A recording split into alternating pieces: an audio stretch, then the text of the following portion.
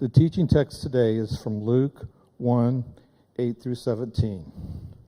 Once, when Zechariah's division was on duty and he was serving as priest before God, he was chosen by lot, according to the custom of the priesthood, to go into the temple of the Lord and burn incense. And when the time came for the burning of the incense came, all the assembled worshipers were praying outside. Then an angel of the Lord appeared to him, standing at his right side of the altar of the incense. When Zechariah saw him, he was startled and was gripped with fear. But the angel said to him, "Do not be afraid, Zechariah. Your prayer has been heard. Your wife Elizabeth will bear you a son, and you are to call him John. He will be a joy and delight to you, and many will rejoice because of his birth, for he will be great in the sight of the Lord. He is to never take wine or other fermented drink, and he will be filled with the Holy Spirit even before he is born. He will bring back many of the people of Israel to the Lord their God, and he will go on before the Lord in the spirit and power of Elijah to turn the hearts of the parents to their children and the disobedient to the wisdom of the righteous, to make ready a people prepared for the Lord." This is the word of the Lord. You may be seated. Well, good morning. I'm so glad you're with us today. My name's Scott. I have the privilege of serving here as one of the pastors, and I'm so glad you joined us today online, in the room, whatever it might be. I want to talk to you this morning about one of the most challenging things to make room for in your life. In fact, it's something that often causes difficulty, chaos, and heartbreak. Aren't you glad you came for an uplifting message like that this morning? I want to talk to you about that. We're in a series, Advent series, called Making Room. Advent, if you don't know, simply is a derivative of a Latin word that simply means the arrival. We're anticipating the arrival of Jesus. And the goal of the series is that you would not have the neon light placarded over your life that was metaphorically lit in the Gospel of Luke when Mary and Joseph went to find a place to stay, and there was that kind of famous phrase that we're going to talk about this morning, "No room in the inn." Don't want that to be the neon light lit over your life. We want you to make room for and have room for Jesus. Now, the metaphor is that we're making room. And so in this series, we're talking about all the things that we want to make room for in our life. We talked last week about making room for hope. And next week, we'll talk about making room for peace and making room for joy. Most importantly, the Christ child. But today, I want to talk to you about maybe the hardest thing. Are you ready for what that hardest thing is? Some of you are not. It's people. Just lean over to your neighbor and say, "Hey, scoot over, I'm making room." Scoot over, I'm making room. Here's why I want to talk to you about this morning. I have this little phrase, I may have stole it, I don't remember where it came from, but I'm going to take credit for it. That I say it like this: so go your relationships, so goes your life. In other words, the quality of your life is directly correlated with the quality of your relationships. You know this. Your relationships make or break your life. In fact, Jesus, when he gives us the two great commandments, they're to love the Lord your God with all your heart, your soul, your mind, and your strength. And then he says the second is like it. It's to love your neighbor as yourself. In other words, Jesus is commanding us to make room for people in our life. And so what I want us to do is pause and pay attention to Jesus' command this morning. I'll tell you this, I'm an extrovert. An extrovert is somebody who gets their energy from the outer world. Introverts are people who get their energy from the inner world. One's not better than the other. It's just a personality thing. I'm an extrovert. I love people. I love being around people. I love standing out and greeting people. It's fun for me. I know if you're an introvert, you're like, that sounds terrible. But extroverts love that kind of. How many extroverts are in the room? Just, several of you, okay? And I'll tell you what, I love people, but here's what I know. Almost all of our trouble in life comes from people. Just point to your neighbor and say, he's talking about you.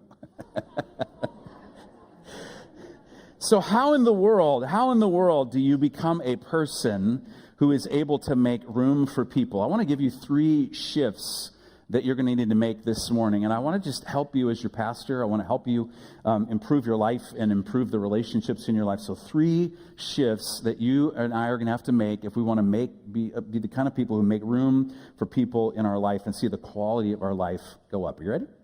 Here's the first one if you're taking notes. You and I are going to have to map the terrain of our inner world. We have to map the terrain of our inner world. What do I mean by that?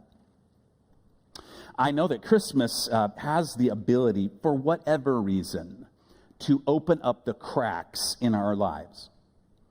You've already heard Larry talk about grief. There's expectations that come from other people and family. We're going to do this, and we're going to say this, and this is going to happen, and you're just going to like it. There's family dynamics at play. There's relational dynamics at play. There's work, politic dynamics at play. Christmas somehow has the ability to open up the cracks inside of our lives. Henry Nouwen, who I love his writing, he said this. He said, every time we make the decision to love someone, we open ourselves to great suffering, because those we most love cause us not only great joy, but also great pain. So it's hard to map the terrain of our inner world. Why is that? Well, there's a researcher, her name's Brene Brown. She's very popular. She's done a lot of research on why relationships work, and if you listen to podcasts, I promise you've probably heard Brene Brown because she's so incredibly popular today. She said most people, and they've got massive amounts of research on this, most people can only name 3 emotions: happy, sad, and angry, but there's this whole other world of emotion. And what happens is when that's all we can name, that we don't know the terrain, we don't know the inner terrain of our own heart and mind and soul. And when you don't know the terrain, when you're out somewhere and you don't know where the topography is and where's north, where's south, where's east, where's west, you get lost every time you don't know the terrain. And so the point of having a map is to get somewhere, and if you can understand better your inner map, then what can happen is you can move toward people. We're going to look at several scenes in the Christmas story this morning, because what the broader Christmas story does, it gives us insight into our inner world. Now, maybe you wondered, why did we read a story about Zechariah when we're supposed to be talking about Jesus? This is actually the narrative of the Christmas story in Matthew 1 and 2, and then Luke 1 and 2. But in Luke tells the story of Zechariah and Elizabeth. Elizabeth was Mary's cousin. She became pregnant with John the Baptist. Mary became pregnant with Jesus the Nazarene. So John the Baptist and Jesus the Nazarene were cousins, and these 2 cousins were pregnant at the same time. I know some women love that when like a bestie or a relative were both pregnant at the same time. That was what was happening in the Christmas story. And inside the Christmas story, there's all this relationship movement happening. So you've got the innkeeper who's moving away from Mary and Joseph, and you've got the angels and the shepherds and the wise men. They're moving toward the baby Jesus. And you've got Herod moving away from Jesus, and you've got Zechariah who's put into a corner, it seems like. And there's all these relational dynamics that are taking place. And what they're meant to do is instruct us. And so I want you to see, through the lens of the Christmas story, 3 emblematic ways that we often wrestle, barriers in our inner map, that keep us away from people. Are you ready for those? Here they are, 3 of them if you're taking notes. The first one is this, is that fear moves me away from people. Fear will move me away from people. Interesting, in the story of Joseph and Mary, Joseph's pledged to be married, the text says, which was, we sometimes use the word betrothed. It's not a common word anymore. But what that meant was, it was kind of like a promise ring. You weren't really engaged, but you were promised. And so it was like you were actually already married, but without all the benefits of marriage. And so Joseph, when Mary comes to him and says, hey, I'm pregnant by the Lord, hello. He's this righteous man, the text says. He was faithful to the law, the text says. And so he quietly decides that he's not going to bring Mary to shame, and he quietly decides he's going to move away from Mary. We would call it, he quiet quits on Mary, is what he does today. But what's really going on? Is that the whole thing? Is that the whole story? What's going on? What's under the hood for him? I want you to see how Matthew writes this in Matthew chapter 1, verse 20.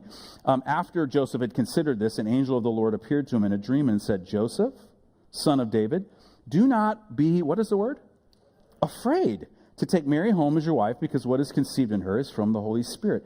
So in other words, all this outer stuff can be going on, even religious sounding stuff, but the reason it's happening is because of fear. And Joseph was afraid, and so he moves away from Mary. And one of the main reasons we move away from people is because of fear, isn't it?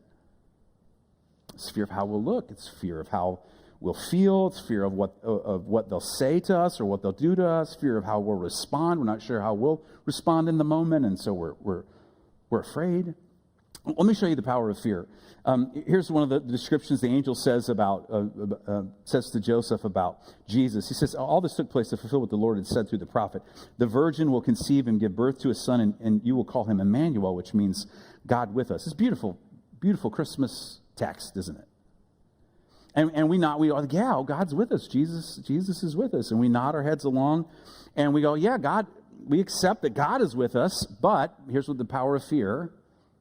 We reject having people with us because fear has the power to move us away from the people in our life. Here's what fear will do. Fear will make us pause and question whether or not the relationship can work out. Have you felt this? Here's the second barrier in our inner map of the world is lack of time and space can move me away from people. Again, if you want to read the Christmas story, you go to Matthew chapter 1 and 2. You go to Luke chapter 1 and 2. They give the narrative story of Christmas, and you can go to John chapter 1, which is the theological version of the Christmas story. You can read the narrative there. But Luke's maybe most famous line, I said it to you just a bit earlier, is translated from the King James, but there was no room for them in the end. You're familiar with this? You've heard this phrase, right? Here's what it doesn't mean. It doesn't mean that Mary and Joseph went back to Nazareth and there was a convention in town, and so all the rooms were full. It doesn't mean that. It doesn't mean that the Hilton app wasn't working. You're like, Mary, can you get it to download? I can't get it to download on what's happening right here? What it means is no one had space. This is Nazareth, a very small place. No one had space in their house. I've got a picture here of a first century home of what it was kind of like. At night, what you would do is you would bring in your animals, and they would stay downstairs. You might have an upper level, but then you can kind of see that the family would sleep upstairs, at least in this model right here. And so when you had a census, which is what was happening, all these people came back to their hometown. And so you had the animals and Aunt Sally in the house, and there was just no space. And so they went to their relatives and said, do you have space? And they said no. In fact, the NIV captures it in verse 7 of Luke chapter 2. She wrapped him in cloths, placed him in a manger because there was no guest room available to them. That's really what it means. That's really practical, isn't it? Sometimes we move away from people because we simply don't have the time or the space. You're like, my schedule's too busy. I just can't get together. If you have little kids, you know what this is like. You have no margin. You're exhausted all the time. Anybody? Like, is this child ever going to sleep? Is this child ever going to do what we say? What's going to happen with this child? If you're a single mom, you have very little, or a single parent, you have very little margin because you're trying to juggle so many things. No guilt in any of those things. During those seasons of your kid's life, your job is to actually move close to your kids. That's who you need to make room for, is your kids in your life. But I want you to read this text the way that the church fathers read the early text. They would sometimes read it what's called allegorically. They would read it for multiple layers of meaning, but allegorically means that you would layer some meaning onto what was happening. And so, yes, they're talking about the physical space that's not there, but you could also take it a layer deeper and talk about the inner space. Like there's the outer space around me. I don't have time. My schedule's too busy. There's not room for you in my life. But then there's another level, isn't there? There's this inner space where I do or I don't want to welcome someone into my world. Are you feeling what I'm saying? I have a mentor who talks about it like this. He says that people are like Legos. And some people are, the big green sheet of Legos. Anybody? You got lots of room for people. Do you see the image? Like you can fit a lot of other Legos on top of this big sheet of Legos. Some people, you're an extrovert. You love people. You can't get enough of people. You might be not quite as, you might be irregularly shaped. And you got room for people, but there's limits to what you can do. And then some people are a version of, smaller. Maybe you just have a handful of space for other people. And then there's some of you that you're like, listen. There's me and one other person, and I'm not sure about the other person, right? I'm not. It's not looking good right now. Some of that is personality, but here's what I'm trying to say. Sometimes, because of life, what happens is we shrink our willingness to let other people in. Anybody recognize that? If you were to dig around the metaphorical living room of your heart, behind the couch would be hiding some pain. There's some old stuff there. And because of that, you don't want to make space. And so this lack of inner space makes us push people away. And we don't want to make rooms. There's too much pain. No thanks. Third one is that ego moves me away from people. Ego moves me away from people. When the Magi visited Jesus and then they went back, King Herod heard about the visit, and when he said, hey, tell me, I want to hear about this. And in Matthew chapter 2, verse 3, when King Herod heard of this, he was disturbed. It's our word from last week. It's translated trouble in other texts. And all of Jerusalem was troubled with him. He was disturbed. It's his inner turmoil. Here's what was going on for Herod is not just, he just felt bad, but it was a threat. And the threat came from his ego. You can visit a couple different places that Herod built when he was the king at this time. You can visit a place called Masada. I've been there, hiked it up. And there's a picture here. If you can, not now, but you can Google an artist's rendering of this fortress literally on top of this rock. The way you had to get to it then was the way you can go now. There is a cable car up to the top now. But they had to hike this trail. They called it the Snake Trail. And so a massive fortress was built on top of this plateau, and it is there today as a monument to Herod's ego. He built another one called Herodium. You can visit it today as well. All giant monuments to all the historians who study this said Herod had an incredible ego. And you know what ego does is ego edges people out. Let me give you a contemporary example of ego. I was listening to a podcast. It's called The Diary of a CEO. And this is one of the most popular podcasts in the world. It's about 17 million or so people listen to this podcast regularly. And the gentleman who runs this podcast will interview some of the smartest people in the world from all different stratas of society and industries. And lately he's been inviting people on to talk about the rise of AI, artificial intelligence. I don't know if you're tracking this at all. We're getting ready to come into a world where we're not quite sure what's going to happen with artificial intelligence. But he was interviewing this person who's deeply embedded in the tech world, and is very concerned about what's going to happen with AI. And so he's asking him, hey, when you talk to the CEOs of these companies who are saying we should have artificial intelligence and all these things should happen, what do they say when they're behind closed doors? Like, I know what they say out publicly, we're going to cure cancer and everyone's going to have an income and it's all going to be good. He said, but when you get with them behind closed doors, because you're in those rooms, what do they say? And I'm going to read you what he says. It's kind of alarming, but I want to point out ego to you. Listen to what he says. He says, in the end, a lot of the tech people I talk to, and I really grill them on AI about why are you doing this? Why are you pursuing artificial intelligence? They retreat into, number one, determinism. It's just going to happen. Number two, the inevitable replacement of biological life with digital life. And number three, that being a good thing.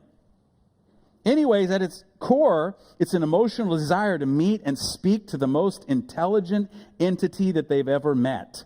And they have some ego-religious intuition that they'll somehow be a part of the handful of people in the world making these decisions for all of humanity, by the way. It's thrilling to start an exciting fire. They feel they'll die either way, so they prefer to light it and see what happens. Ego. Ego, literally at a massive societal level, ego is saying, we're not going to need people, we're going to need technology. Ego is when you're driven by unacknowledged or selfish needs. And here's what happens when you have ego. You have a self-imposed blindness. And nobody can get close to somebody with ego. It just doesn't if you're like not close to anybody in your life and they're telling you and you're not picking it up, I just want to suggest it's ego. And what ego does is it makes us pretend. So I just question for you, have you mapped the terrain of your inner world? I don't know where you get your theology. I got some of my theology from Saturday morning cartoons when I was a kid. And G.I. Joe used to say, and this is tapping into a deeper stream, but stay with me. He used to say, knowing is half the battle. You got to know. What's going on in my inner world? Because if I don't know, I can't move close to people. Number 2, you and I have to be clear about what people are for. You and I have to be clear about what people are for. Have you ever wondered, why are there other people in my life? Like, why are they here? What are they for exactly? Let me just give it to you. We did a series a couple of years ago and talked about what different things were for. We talked about people, and I'm revisiting this. Here's what they're for. People are for loving. That's what they're for. People are for loving. Well, how do you know that? How do you know that's what they're for? I'll tell you how I know that. Matthew chapter 1, verse 20. This is angel talking about Mary. She's going to give birth to a son. You're to give him the name Jesus. That's the Hebrew word Yeshua. That means God saves. Because he will save his people from their sins. Let me break this down for you. In other words, Jesus is saying that he came for people. He's going to save people from their sins. What's sin? Sin means, literally, it's a word that means to miss the mark. You're away from your intended purpose. It's a description of the human problem. You're away from your intended purpose. Let me give you some examples. You could be an addict, and here's what happens with an addict. An addict lacks human connection. They don't know how to open themselves to another person, or there's relational pain, or they feel a sense of dislocation inside themselves. They don't know how to resolve it. And so they have this gaping hole that they try to fill with a substance. And what happens is they move away from the intended purpose of being a human being, which is to be close to other people and love other people. I'll give you another one. Divorce. It's two people who can't connect for any number of reasons. And there are a multitude of reasons that divorce happens. But for whatever reason, they can't seem to find their way to sacrificial love that's required to make a marriage last. Now, listen, I understand some of you have been divorced in this room. There are some biblically, some legitimate reasons to go through divorce. I'm not trying to cast dispersion on divorced people. I'm simply trying to say it's what happens. They're away from the intended purpose of being able to sacrificially love each other. Or think about somebody who's given into greed. What's happened is they've turned their financial standing into a god. And they think, to be somebody, I have to have a lot of money, because that's how I'll know that I am okay. And so they need more, and they're never satisfied. And so instead of loving people and using money, they use people and love money. And there's this slow slide into a distortion of themselves. They move away from the intended purpose of being a human, of loving another person. All of these are examples of moving away from God's intended purpose. We all miss. We all sin. That's not condemnation. That's a description. To miss is the human condition. I love how Jim Carrey said this, the actor. He said, I think everybody should get rich and famous and do everything they ever dreamed of so they can see that it's not the answer. Missing the mark is what causes human suffering. Now, maybe you say, well, hey, wait a second. You're talking about sin, but you're not making it bad enough. Sin is really bad. Yeah, I agree. Sin is bad. Sin is terrible. Isn't it bad to live away from your intended purpose? Isn't it bad to feel meaninglessness and despair creep up your spine, to feel stuck and not know how to get out? Because here's what we've done. We've taken the sin and sinner, we've made it into a label. We've labeled a group of people, and everybody hates being labeled, so they don't want to hear that. But what the Bible is talking about it when it talks about sin is it's making a description of the human problem and helping us see how big and how deep the problem is. And everybody hates a label, but everybody hopes there's some sort of remedy. And Matthew is saying that Jesus came to save people in all of those situations that I just described. What does it mean when you save somebody? You rescue somebody. Like a big natural disaster. There's people stuck in their homes. There's a flood. The floodwaters rise. And they're up on the roof, and you see the news camera, like filming these people on their roof, and the boat comes by. The rescue team doesn't come and ask why they were stupid enough to get in that situation. They just show up and rescue them. Here's what this is saying, is that, in other words, Jesus came for you. Why? Because why do you save something? Because it's valuable. You have a fire in your home, I understand, of a certain age, you're going to make sure you take your phone out because all your pictures are on your phone. But there are, some people still, I think, have pictures in their home from when their kids were little or when they got married. And they would probably run back into the house to get the pictures because why? Those pictures are valuable. When Matthew says that Jesus came to save people from their sins, he's trying to say that people are what's valuable to God. And sin means we miss the mark of what's actually valuable and important. I cannot tell you how heartbreaking it is the times I've had people say to me as a pastor, I worked so hard and I built a career and a business, but I neglected my family. Here's what happened. In the fire of life, they rushed in and dragged out their career and not their children. It's heartbreaking. I understand. You're hearing all this and you're going, okay, I'm seeing the reality of sin. It's easy to agree with some kind of good doctrine. You can kind of just go, yeah, that's right. That's true. It's just actually that it's hard to love actual people. I'll give you an example. I'm going to put it on the screen. This means Jesus came for people. You can sit there and go, yeah, that's right. You know who needs to hear this sermon? I'll tell you who needs to hear this sermon. You nod your head and agree that this is, that's actually right. But here's what we're talking about. Jesus came for the people in my life that I see every day. It's not a general statement. It's about the people in your life. And the degree to which you understand that you need rescuing is the degree to which you see what people are actually for. If you don't think that you need saving, here's what you're going to do. You're going to complain about people's needs, and you're going to hold their shortcomings over their heads. You're going to leach contempt and bitterness, and you're going to settle for an outer whitewash as long as the people in your life do what you want. But as you recognize that you need rescue and you need saving, when you recognize I need saving, then you can see that other people have the same need. And you recognize your own shortcomings, then you're more patient with theirs.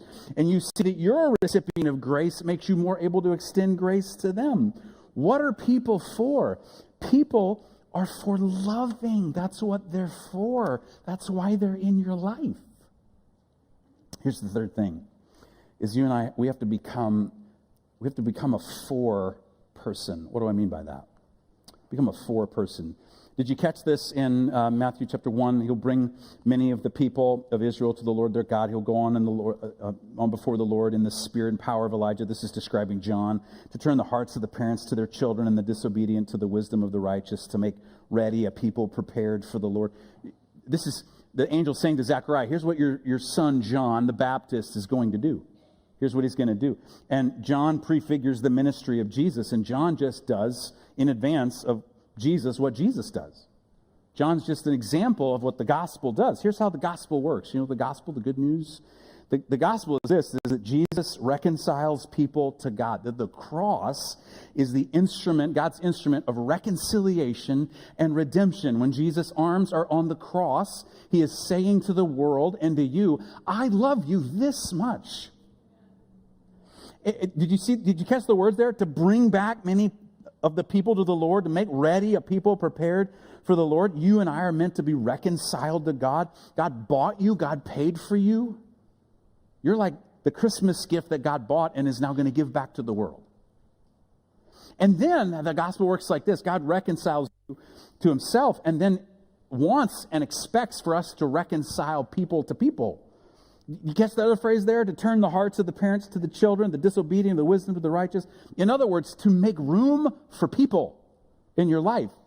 And often we want the first thing, like, God, reconcile people, reconcile me to you. God, let me know how valuable I am. We don't want to spend the time and energy to say to somebody else, but you're also valuable to me, and I want to be reconciled to you. When you receive the gospel, then you extend it to the people around you, and you become a for person, meaning I am for you. I'm in your corner. The people in your world, the people you work with, you go to school with, they need somebody to show up every day and say, I'm for you. I just want to suggest that you need a predetermined strategy to do this, that you and I can't really rely on motivation or impulse control. We have to pre-decide about how we're going to make room for people. We're going to go, I got my Lego block, and it feels a little full, but I'm going to make some room. How do I do it? I want to give you a really simple memory device. Can you just hold up your hand like this? Like here you go. It's using your hand. You ready? I want to put it on the screen for you. Number one, you can put your hands down. Some of you are like, how long do I have to hold my hand up? Number one, be somebody who decides that you're going to encourage people. Be the person who, when you walk into the room, you're the one who lifts people. When you go into the meeting, you're the one who lifts people up. And let people think of you as the encourager. Oh my, I'm so glad that Dave is in the room because Dave is going to encourage me. I'm so glad Nathan showed up because Nathan's going to encourage me. I'm so glad she's in the room because she's going to encourage me. Encourage people. Be someone who points people to hope and joy in Jesus. Listen, you don't have to let people know that they're not perfect. That's not necessary. But you don't have to be perfect yourself.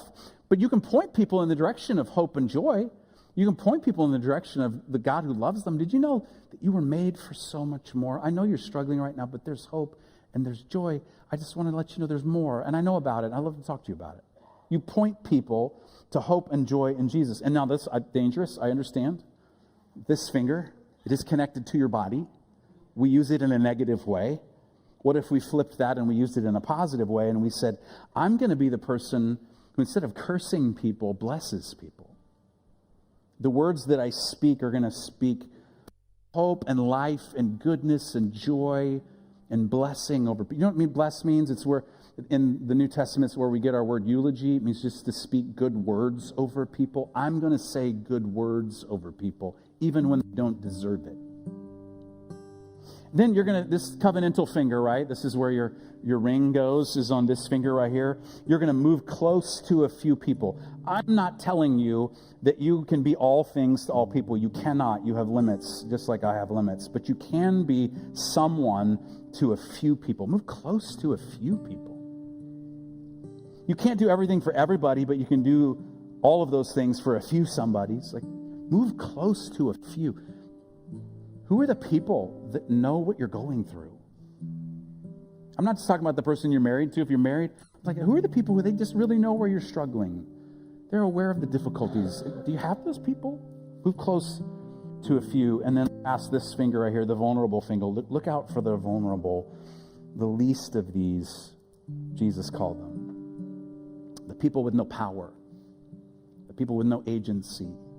The people, if you don't speak up for them, nobody will speak up. No, they don't know what to do about their situation because they don't understand how the system works. They're vulnerable. And you're the person who says, I'm going to look out for the vulnerable in my world. I'm not going to take advantage of anybody. I'm looking out for the vulnerable because that's what Jesus did, the last, the least, and the lost. You know what this becomes? This hand, when you pre-decide this is how you're going to act toward people, this becomes the hand that you extend to the world. This moves you toward people. Like, I'm a person who's for people. I'm going to make room for people in my life. This can be you. I want to invite you to stand with me.